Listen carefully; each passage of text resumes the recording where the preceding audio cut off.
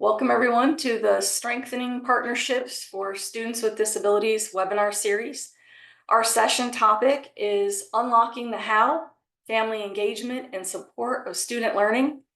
This presentation is brought to you by the California Department of Education, Special Education Division, and the Seeds of Partnership Project. Thank you for taking the time out of your schedule to join us. Next. As we get started, we want to point out that we do have English to Spanish interpretation, which you access through the webinar controls under interpretation with the symbol of the globe to select the language you'd like to hear. We also have American Sign Language, which will be spotlighted during our time together. Next. I'm honored now to introduce our California Department of Education Director of the Special Education Division, Dr. Rachel Heenan. Thank you, Robin. Good morning. Welcome, everyone.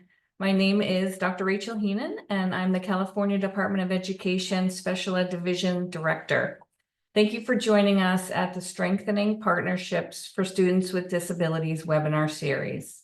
Today's webinar is the second of a two-part series on unlocking the how, family engagement and support of student learning. So if you're a returning participant from the first session, welcome back. Or if this is your first time attending this webinar series, then thank you for joining us and welcome. In the first session, we established a foundation by focusing on family educator partnerships centered on trust and focused on student learning and well-being. For session 2, we'll build on this foundation by focusing on practical ideas, examples, and resources to support deeper relationships that are focused on student learning and well-being. Additionally, we'll cover topics such as navigating hard conversations, as well as building and sustaining trust within these partnerships. As I shared in the previous webinar, partnerships between parents, families, caregivers, and educational leaders and practitioners are essential. Research confirms that strong partnerships between home and school lead to increased academic success and engagement for students. With this in mind, the Special Education Division has prioritized enhancing support for parents and families of students with disabilities. Recognizing the critical role that families play in the educational success of children, the Special Ed Division continues to strengthen its outreach and support systems to further cultivate these critical partnerships through our many initiatives and programs. One such initiative, and I think I mentioned this before, is the establishment of our division's Constituent Support Services Office, which provides support, assistance, and resources to families and the community navigating the special ed system in California. Another would be this exact webinar series that you're attending today, in addition to many more that will follow. We're truly excited for this. In this space, we'll focus on learning together as a community with members who hold various roles, such as family members, educators, school administrators, or even staff members from one of our numerous state and family centers. But regardless of these different roles, we all present today seeking resources, ideas, and strategies that lead us to better support our students with disabilities. We are all in this together. As a lifelong educator in the field of special education, I know how pivotal it is to develop and maintain partnerships, especially those with our families we serve. For this not only benefits individual students, but benefits our community as a whole. In closing, I'd like to again thank Seeds of Partnership greatly for developing this webinar series together with our department and our special education staff, and for everyone taking this unique opportunity to learn together. It is our sincere ambition that the knowledge, skills, and resources shared about in the variety of topics in these sessions will lead to broadening awareness and deepening ongoing partnerships that impact and support improved outcomes for our students with disabilities. Thank you again for your time, and welcome to the Strengthening Partnerships for Students with Disabilities webinar series. Robin? Thank you. My name is Robin Ryan. We can go to the next slide. Thank you. And I'm the coordinator of Seeds of Partnership Project. And with me assisting in this session are colleagues from Seeds of Partnership and California Department of Education, as well as partners from Learning Heroes, who we will hear from in a bit. So for those of you who may not be familiar with Seeds of Partnership, we want to make sure you know who we are and what we do. We're a longtime partner and technical assistance project funded by the California Department of Education out of the Sacramento County Office of Education. We provide training, develop resources, and partner on initiatives in and around all things family support, including assistance with compliance, improvement monitoring, and coordinated support of the Family Empowerment Centers. To learn more, please visit our website at www.seedsofpartnership.org. So we are excited to bring forward this webinar series because we do believe in the power of sharing knowledge and experiences. Our goal is to create a space where families, educators, and professionals can come together to learn and connect with effective strategies, resources, and insights that support students with disabilities. We hope these sessions will inspire meaningful conversations, foster collaboration, and highlight the voices of parents, students, and educators, and others who make a difference in students' lives. Our topics are generated from years of direct input from both families and educators in California, and we look forward to adding additional areas highlighted by those of you joining us today. And we have a lot of people that are joining us from different perspectives of this work. We have administrators and educators here with us, parent center staff, and of course, families. So we are recording these sessions and they will be available at our Seeds website in the e-learning gallery, and we will drop that information into the chat. You can also find upcoming events there, so you can sign up for more of these sessions. Next slide. In our session today, Unlocking the How, we will revisit, as Dr. Heenan alluded to, revisiting some reference points from part one. We will learn the profound impact of communication and relationships from educator and parent experience, explore some practical ideas to support trust and communication toward deeper relationships, again, focused on student learning and well-being, and taking some pause points for reflection throughout, becoming familiar with some resources along the way. And our spotlights today are those parent conversation and educator conversation today. Let's see here, we can move on to the next slide. So during registration of the webinar session, the importance of family school partnerships, we asked those registering a question. What do you think is the most important for family school partnerships? We gathered several hundred answers and created a graphic to depict the range of answers. And the larger word, the more frequent the word was used. We have a graphic of a tree here with words filled in the leaves and branches and the trunk. And the trunk at the foundation is where the larger, most frequently used words sit. Words like respect, partnerships, collaboration, trust, and the largest word is communication. And it runs the distance of the core of the center of the tree. This webinar community has identified together that communication is the most important. Our session today will continue to focus on communication and trust. Next slide. So our Seeds of Partnership project is involved in various ways of research and gathering information from parents of students with disabilities in our state about their experience and ideas. We also gather information from LEAs, or local education agencies, about their engagement with parents to identify trends and lead to resources and supports. I'd like to share just some survey response data from the last few years that specifically focuses on the topic of communication. So we're highlighting that in our session, so we're going with that theme. Through this particular inquiry, we asked, what are the biggest challenges between parents and schools? And we had a lot of varying answers, but the most frequent answers have to do with communication. Examples of challenges specific to communication are listed here on the left side. Parents shared things like no communication, minimal communication, and would like more communication, would like more detailed communication, struggling to get communication, or not timely, and difficult conversations. On the right side of the table are some of the frequent challenges related to communication shared by school districts.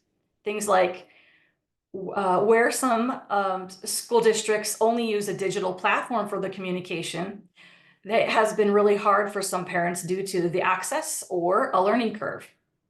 Maintaining contact information to reach parents, varied languages. As students get older, some schools see a reduction in communication and participation from parents, and the high caseload with minimal prep time for teachers have left minimal time to reach parents. It's important to note that, of course, these are not all challenges related to communication. These are just some of the more frequent ones. Next slide.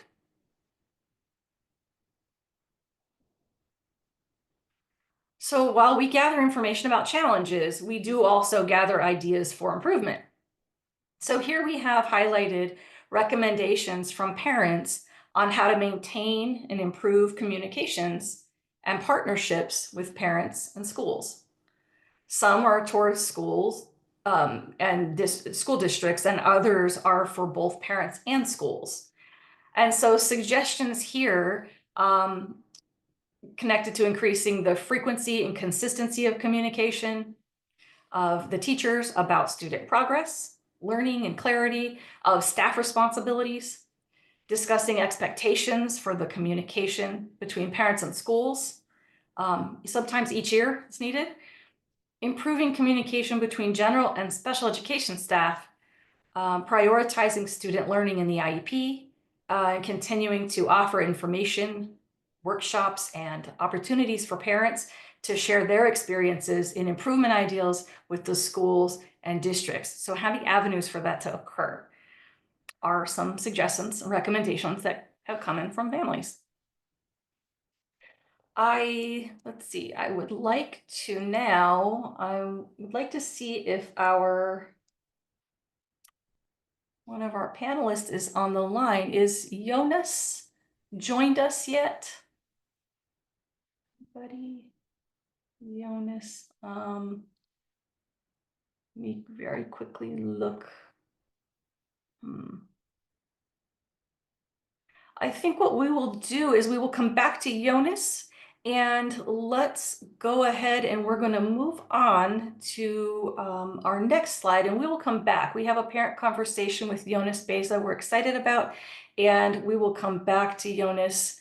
For now, though, I'm going to introduce one of the partners in our series, which is Learning Heroes, and they're nationally recognized leaders working with educational organizations with a focus on developing trusting relationships between families and educators to advance student learning. So we continue to be a part of some great work under the leadership of Dr. A.L. Berkman, and we are excited to be joined once again by Wendy Lopez-Afelito here to present with us today. Over to you, Wendy. Thank you so much, Robin, and the whole team for having us part of this series. I know I'm super eager to hear from our parents, so we will shift the timing there. My name is Wendy. I lead our content and partnership work. Learning Heroes is a national organization that starts everything we do with our research, both nationally and locally. And we champion the homeschool relationship in support of student learning. And so this builds on our first session. If we could advance the slide. The recording will be up soon, but I wanted to just give a quick nod to one of our anchor texts, Unlocking the How, Designing Family Engagement Strategies that Lead to School Success. This pulls from Learning Heroes research from the Dual Capacity Building Framework, which we did a deep dive into in session 1, and embracing a new normal toward a more liberatory approach to family engagement. Next slide. And what we do in Unlocking the How, written by Dr. Yael Bergman, is really distill the research into 3 pillars of effective family engagement. First, is trust, placing trust and teamwork at the center of the home-school relationship. We know that without that family engagement, activities and events, they just will not take hold. And when we build and restore trust, we are able to then go deeper in our partnership as it relates to student learning. And that's what we're all here to do as educators and families, is ensure that all children have the opportunity to reach their fullest potential and maximize learning. And that includes both academic and social emotional in the classroom and at home. And that's what we're going to be honing in on today. And then finally, the third pillar of family engagement is building the infrastructure to sustain and to integrate family engagement into everything that we do. And so if we can advance the slide, I'm going to drop this in the chat, unlocking the how. So in Unlocking the How, we also take from seminal research around relational trust. Anthony Breich and Barbara Schneider in Chicago followed more than 400 schools over the course of 10 years. And what they found is that schools that have an emphasis on relational trust were able to make faster gains on their school improvement goals, including academics. And so, what Dr. Bergman has done is looked at those elements of relational trust and put forth some questions that I think are really actionable for us as teachers and as parents. These are questions we can be asking ourselves as we communicate with each other. So, the first is related to respect. Am I seeking input from? Do I listen to what families and teachers have to say? And that can be hard during hard conversations, and we're going to be talking more about that. The second is, am I demonstrating to families and to teachers that I see them as competent, right? That's a really important one, because sometimes in situations where we might feel like we're not getting the services that we need or the resources, we can still be demonstrating that we believe families are the experts of their kids and that teachers are doing the best and that they are experts of that classroom learning. The third one is really important to me as a parent and as a former teacher. Do we keep our word, right? At the end of those IEP meetings and parent-teacher conferences, are we following up? And then finally, how do I show that I value and care about families and teachers as people, right? That personal connection. These are all questions that we can be centering in our day-to-day interactions with each other. Next slide. All right. So I'd love to pull just a couple of slides.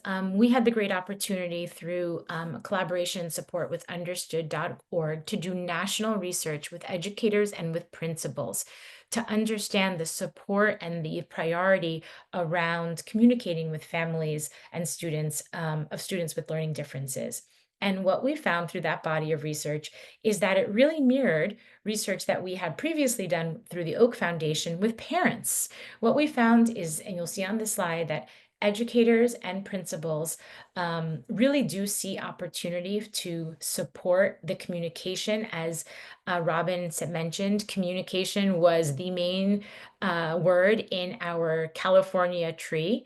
And in fact, in our research, we found that parents who report that their school communicates with them at least once a month are twice as likely to rate their school as excellent in helping students with learning differences. And so if you consider that, you'll see here that everyone agrees there is more opportunity for more information about concrete ways families can help their students. Training programs for parents to better help and advocate for their child. The opportunity for parent guides on age-appropriate academic, social, and emotional milestones. That one's really important. We see in our focus groups all the time that parents want to know, what do those grade level and what do those milestones really look like? You'll see up here other opportunities like connecting mental health provider and schools to get a more holistic approach. Next slide. What we also saw is that if we can go back one, that there's interest in strategies to improve communication and trust. And as we anchor in on this session around student learning, again, we know that there is a real correlation between communication and trust and honing in on that student learning piece. So Teachers, principals, parents agree that there's room for more informal opportunities to get to know each other. There is more of an opportunity to assigning learning specialists to attend IEP meetings and parent-teacher conferences so that everyone can better understand the process. And then finally, the last two are related to, communicating more regularly. As I mentioned, we can think about that goal of communicating at least once so that parents aren't just receiving that phone call when it's negative news. Next slide. So what we're going to do now is do a little bit of a poll. We only have two on this session today.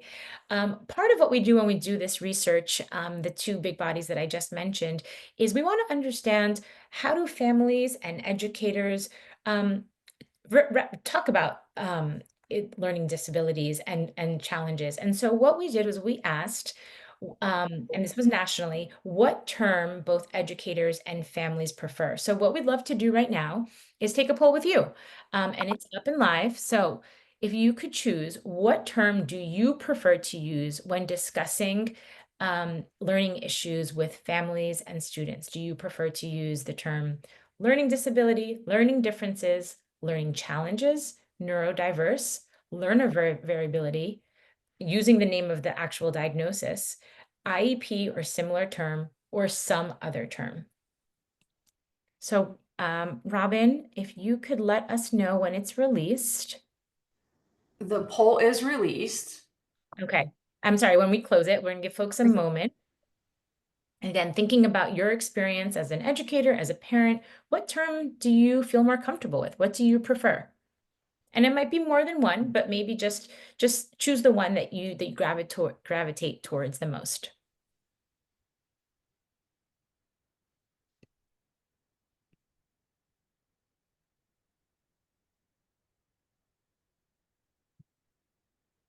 All right. Do we have responses in?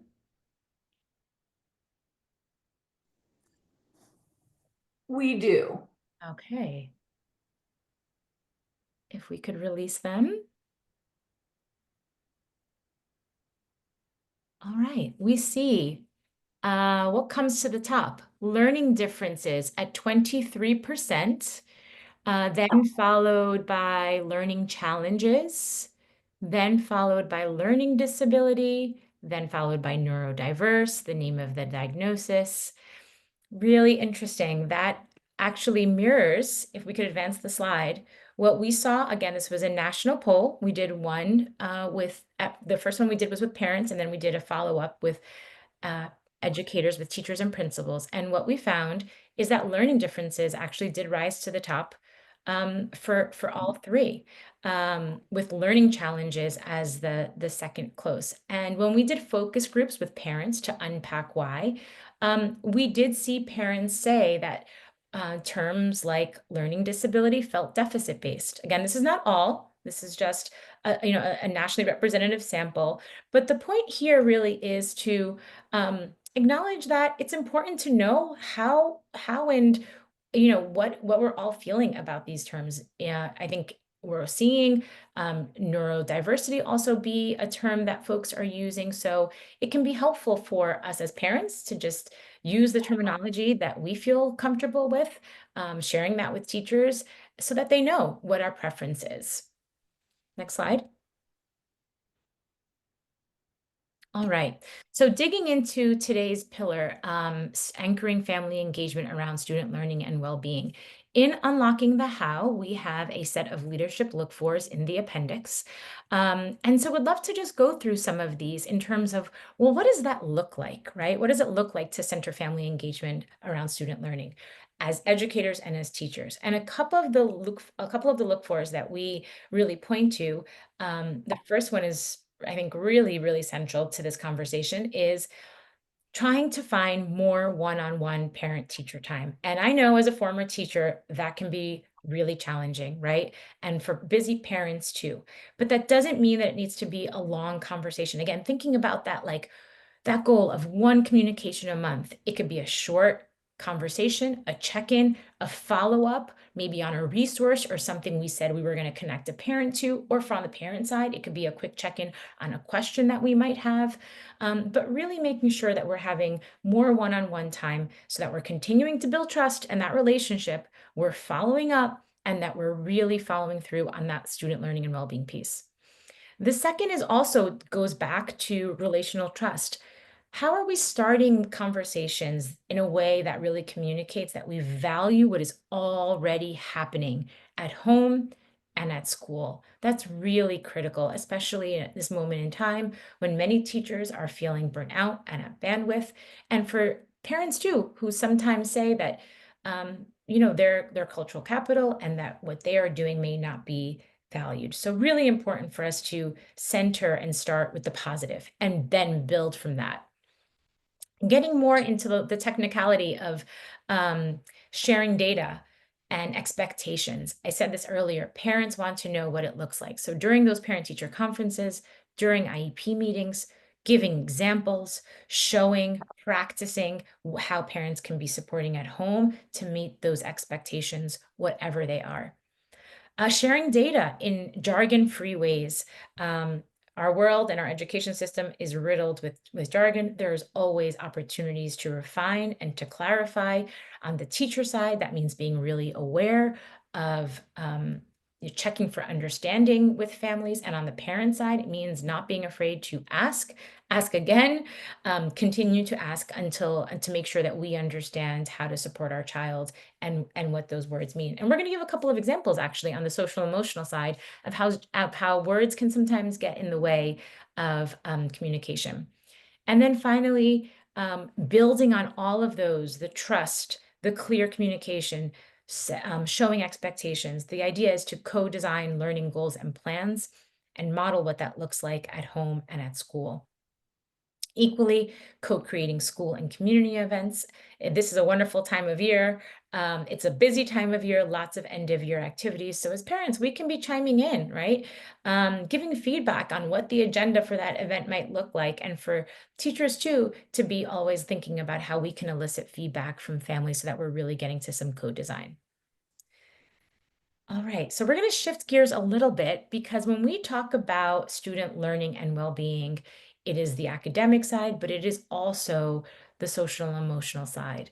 And so if we could advance the slide. We want to consider, how we can navigate these hard conversations around academics, around social and emotional well-being in really practical ways. And hard conversations are hard because they're personal, right? We're talking about someone's child, someone's baby.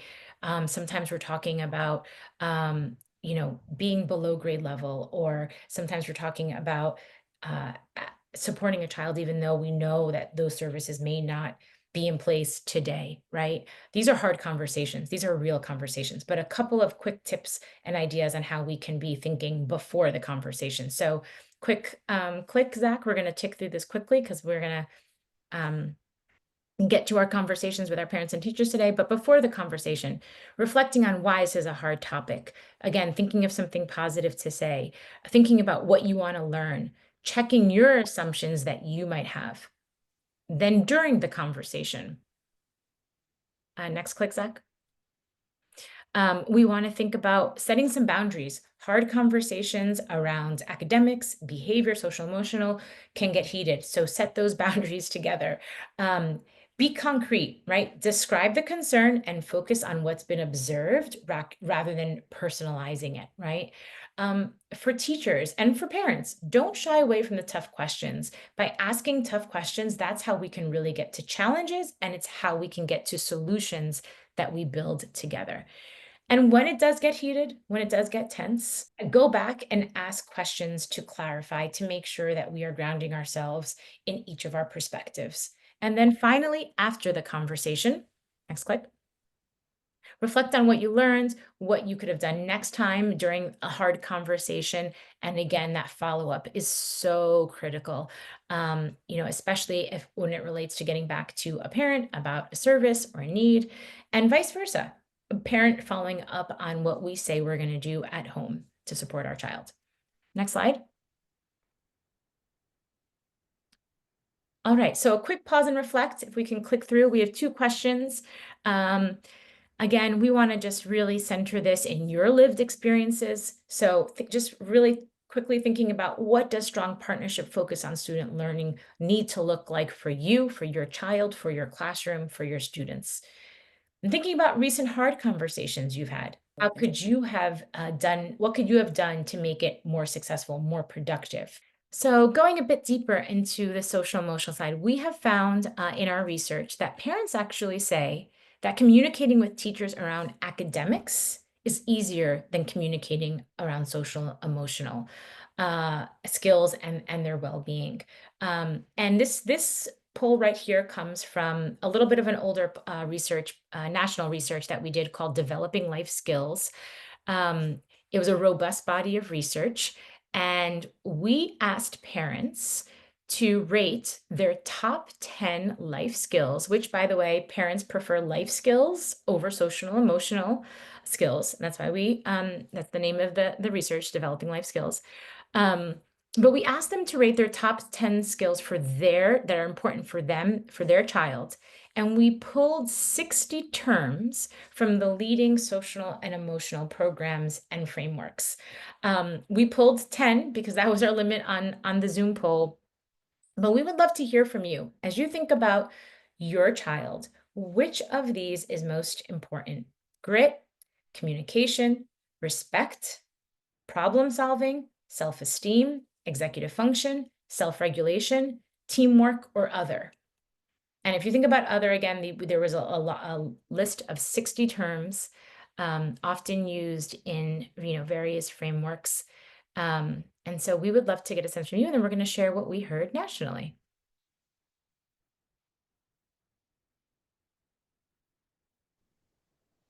All right, do we want to share results?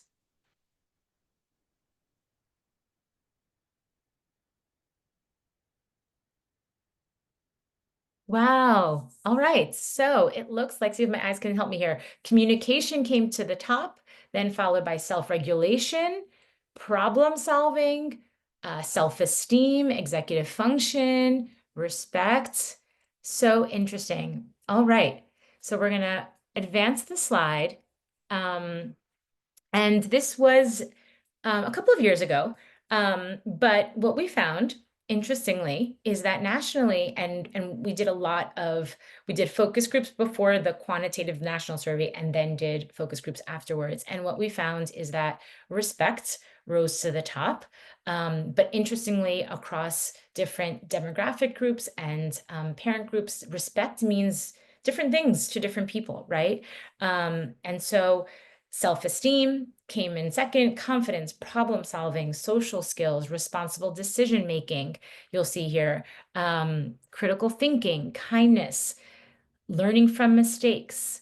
Interestingly, if you advance the slide, oh yeah, and communication, obviously, also you'll see this from our tree, communication coming to the top. Next slide, Zach. All right. What was interesting to us is that a couple of the terms that were actually pretty high in this group, your terms like executive function, grit, uh, came to the bottom. And so in our focus groups, when we unpacked the national survey, what we found sometimes came down to parents just not knowing what those terms meant. So if we can advance the slide, we wanted to give just a couple of examples that we pulled from our focus group. And this is just an example of how sometimes words and jargon can get in the way. So in focus groups, and this is just, again, from this research, when we shared self-regulation, parents would say things, is that like therapy? They were a little bit, not all parents were familiar with the term. And so this is a little bit, if you think left to right, some examples of when we say families may hear, and then we can try this. So for self-regulation, breaking it down to self-control, that really resonated for families in focus groups. The term grit, which is, a couple of years ago in particular, was very, a big social emotional term. It is really important. In our focus groups, parents said things like, it sounds negative, it sounds dirty, it sounds like a struggle. I don't want my child to have that. When we broke it down for them, it's about taking on challenges and learning from effort. They were all for that, right? We know that so many of our families are really good about supporting kids' resiliency and taking on challenges. Growth mindset, right? A really important skill. Many families were, really confused by this. They were like not sure what it means. Is that seeing a different picture? Again, breaking it down to learning from mistakes. Again, they're really here for that. Executive function.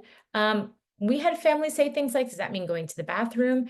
We know that it is such a critical skill. As a parent of a 10-year-old, I am working hard on my 10-year-old's executive function, breaking it down to organizational skills, right? So these are just some samplings, and we can just be thinking about like, okay, how can we clarify for families? How can we check for understanding? Next slide. So I wanted to sort of start to round out by sharing. I know we're going to have two exciting conversations today that will bring this to life. We have some resources on our Go Beyond Grades site. We did a learning and thinking differences guide with understood.org.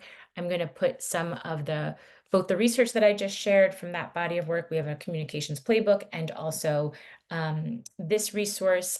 There are some great tools for both parents and for teachers around conversation starters to use by specific topic, understanding behavior as communication, so a teacher's guide, and really, supporting or talking about behavior, which we know can be a challenge. Family engagement and student success, what the research says, how to break down communication barriers between families and teachers. So there's just a lot of really great resources on here, in particular are really practical for both educators and for teachers. So I'm going to drop that in the chat. If we could advance the slide. And then here's my contact info. We actually just relaunched Go Beyond Grades with the Learning and Thinking Differences guides.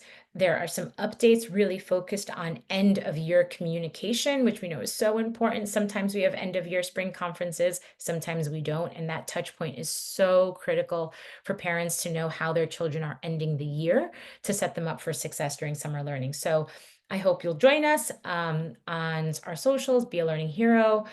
We can also sign up on Go Beyond Grades. We do send out newsletters about bi-monthly, every 2 months. And with that, I'm going to turn it back over to Robin. I really want to thank you all for having us on this great series.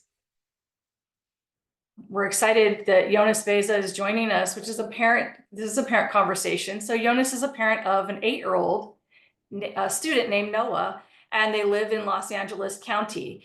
And so thank you again, Jonas, for joining us.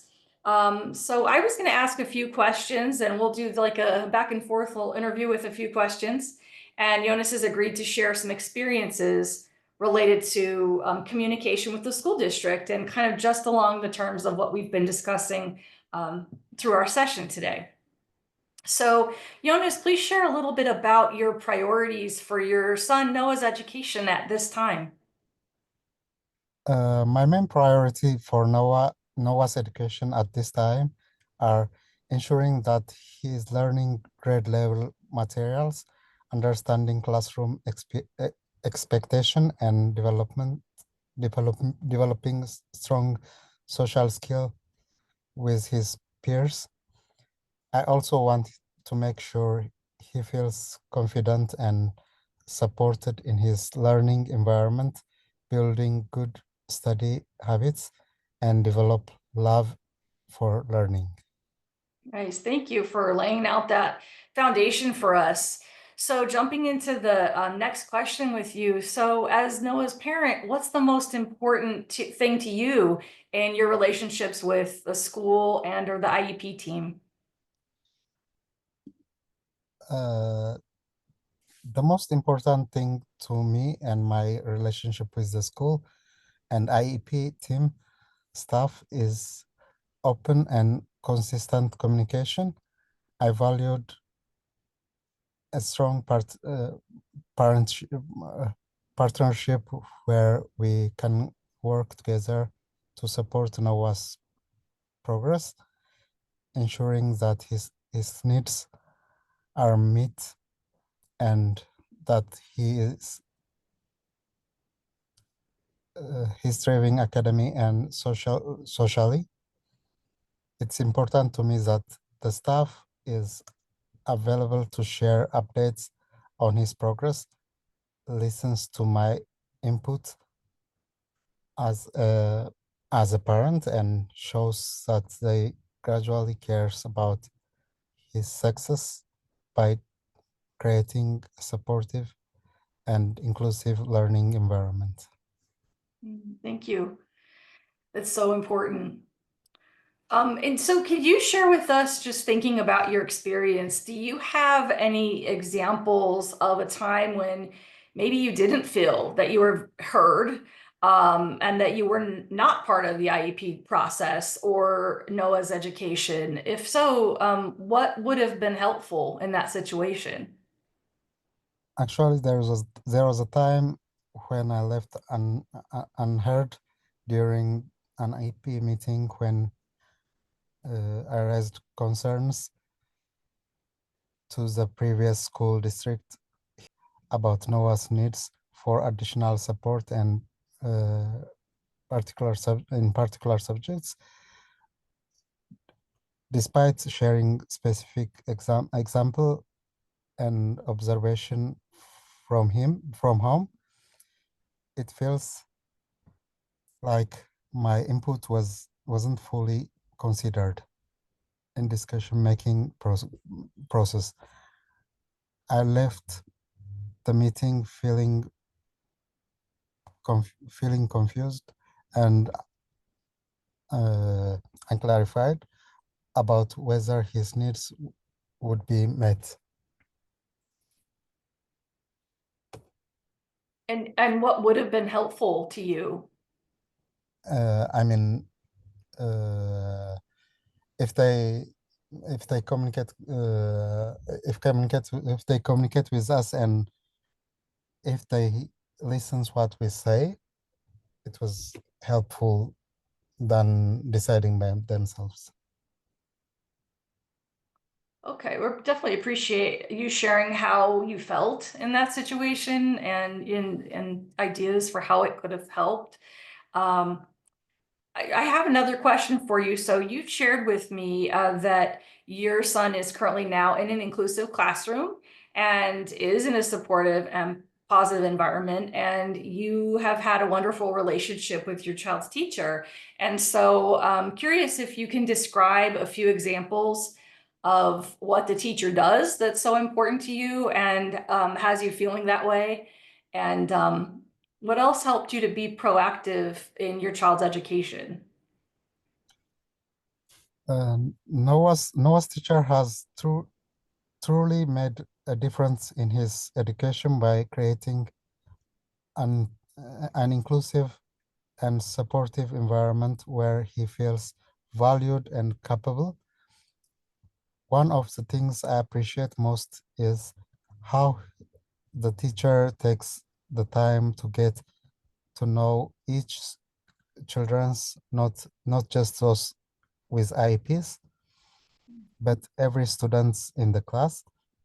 For example, Noah sometimes needs extra support with a specific challenge, example, staying focused during independent works. And Mr. Evan ensures he gets assistance he gets the assistance he needs by helping him, providing visual reminders, breaking tasks and smaller steps, or offering one-to-one check-ins. Mr. Evan also makes a point to keep parents informed, taking the time to explain classworks and expectations, knowing that he is available to answer questions, to provide updates, giving me confidence in learning process, and resume me that Noah is good on a good hands. As a parent, what has helped me to proactive in Noah's education, specific specific example, attending workshops on IEP process, connecting with other parents for advanced support, or working with families empowerment center, helping me as a parent better advocate for him, his needs. This experience have given me knowledge and confidence to communicate effectively with the school and ensure Noah's recovering and support he needs to succeed.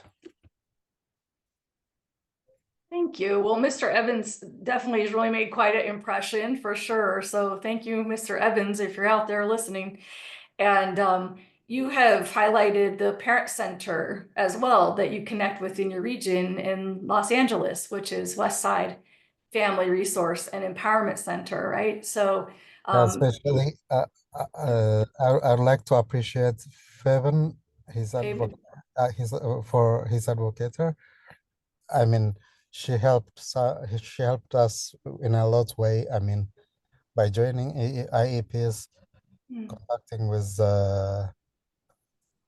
I mean the teachers and on IEP meeting and showing us everything in a good way. Thank you. Thank you. Thank you very much, Jonas, for taking the time and sharing your experience and your perspective with us. We appreciate it. Yeah. Okay, I would like to also now transition to our other spotlight from the field. So if we can transition to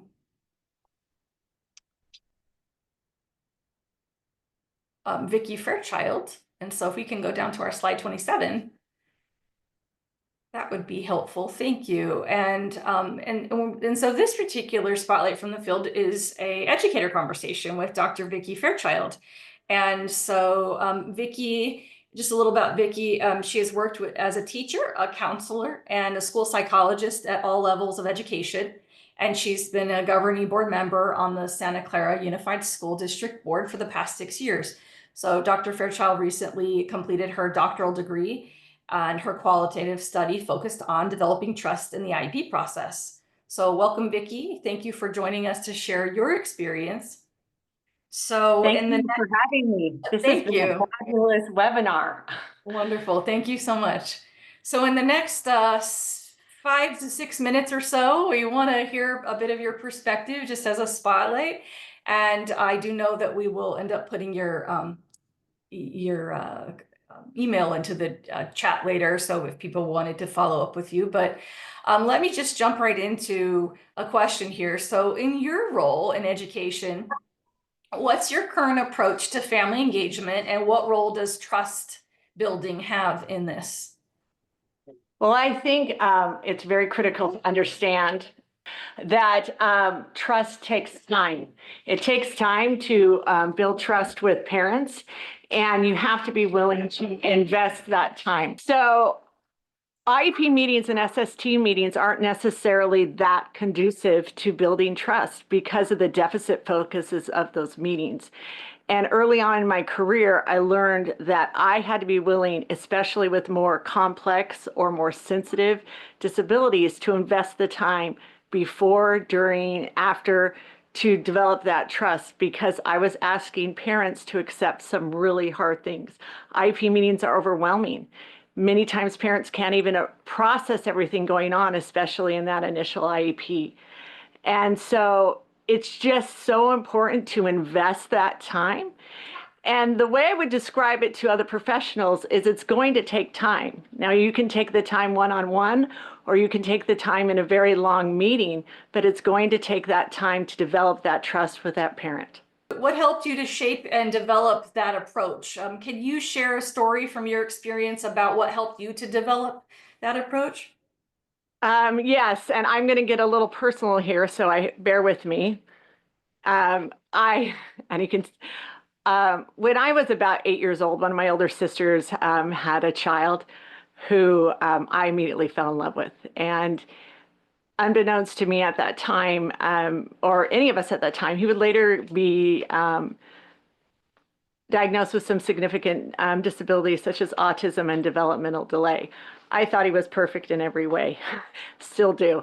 But one of the things that was interesting as a young child was to listen to some of the conversations as my sister, and with the help of my parents, was navigating the very new special ed system at the time. This was in the 80s.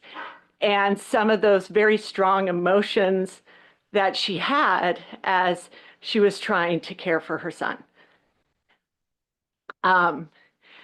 But those experiences are what led me to the field of special education. But then when I became a psychologist, one of the things I realized when I had to give my first, what I would call a hard eligibility, is that I didn't know how to do it. That wasn't part of my training. And especially as I thought about the emotions that my sister went through, I walked into my first hard diagnosis completely unprepared of how to share that news with the parent. And I did a horrible job. A little background, the previous psychologist, because of the time this diagnosis or the eligibility occurred, it was at the time where we were not using the term intellectual disability. And so the previous psychologist had chosen not to tell the parent where the child was, but actually called the child learning disabled. And as a very young new psychologist doing a triennial, I walked into this meeting and was really unprepared to explain why my findings were different, even though they weren't, why I was why I was changing it. And it was a horrible meeting. And I knew, and this was hard to admit, that it was my fault, that I had to do something different to make this situation, which I knew was going to occur over and over and over in my career, better. And if I couldn't figure out how to do it better, then I didn't know if I could even do the job. And so one of the things that I determined that I needed to do was I needed to invest time before the IEP meeting. Because as I thought about what the parent was going through in that meeting, I was asking them to process some really hard information in a large group setting with everyone staring at them.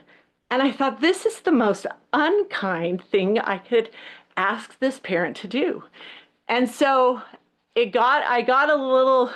I started doing more meetings with parents before the IEPs.